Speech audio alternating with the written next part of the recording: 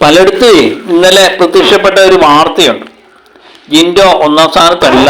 ജിൻഡോ 30,000 35,000 ഒക്കെ വോട്ടിന് രണ്ടാം സ്ഥാനത്തേക്ക് പിന്തള്ളപ്പെട്ടു. അർജുനാണ് ഒന്നാം സ്ഥാനത്ത് എന്നൊക്കെ പറഞ്ഞുകൊണ്ട് യൂട്യൂബിനകത്ത് വാർത്ത കേട്ടു. അപ്പം പലരും വിഷമിച്ചൊക്കെ നമ്മളോട് ചോദിക്കാറുണ്ട്, എങ്ങനെ ജിൻഡോ രണ്ടാം സ്ഥാനത്തേക്ക് വന്നോ എന്നൊക്കെ ചോദിക്കാറുണ്ട്. സത്യം പറഞ്ഞ് നിങ്ങളതൊന്നും വിശ്വസിക്കേണ്ട. ഈ ഹോട്ട്സ്റ്റാറിൻ്റെ വോട്ടുകളൊന്നും ഇവർ പുറത്തു വിടുന്നില്ല എന്നുള്ളതാണ്.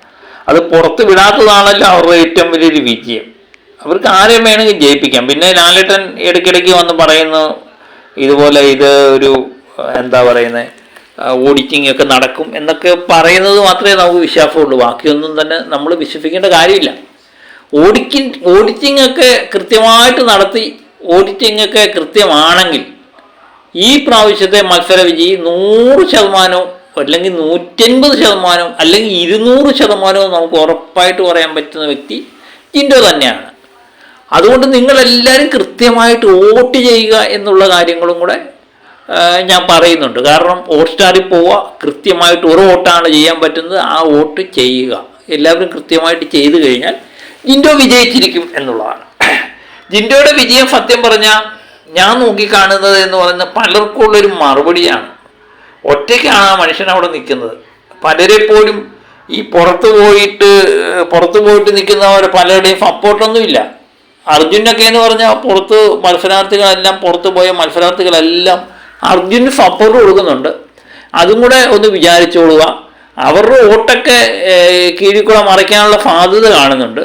അതുകൊണ്ട് കൃത്യമായിട്ട് ജിൻഡോയെ ഇഷ്ടപ്പെടുന്നവരെല്ലാം ജിൻഡോയ്ക്ക് വോട്ട് ചെയ്യുക എന്നുള്ളതാണ്. ജിൻഡോയെ അട്ടിമറിക്കുക അർജുനന് നിഷ്പ്രയാസം കഴിയുന്ന കാര്യമൊന്നും അല്ല.